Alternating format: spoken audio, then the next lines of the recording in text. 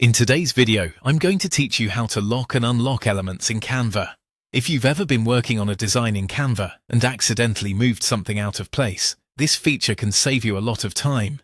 Locking an element helps keep it exactly where it is, so you can continue editing the rest of your design without disturbing that item.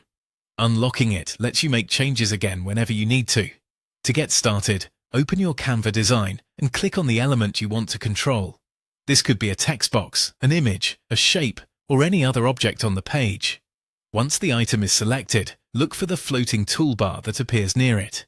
In many cases, you'll either see a lock icon directly, or you may need to click the three dots to open more options. From there, choose the option to lock the element. As soon as you do that, the item will stay fixed in place, which is especially helpful when working with layered designs or busy layouts. If you want to unlock that same element later, click on it again. Then use the floating toolbar the same way as before. If the lock icon is visible, click it to unlock.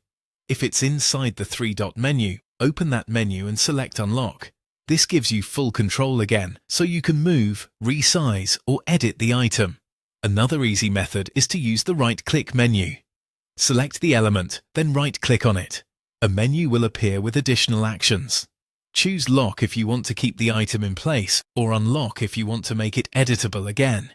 This method can be quicker for some users, especially if you prefer using contextual menus while designing. You can also manage locked items through the Canva Layers panel. Open the Layers panel and find the element in your list of design objects. From there, you can lock or unlock it directly.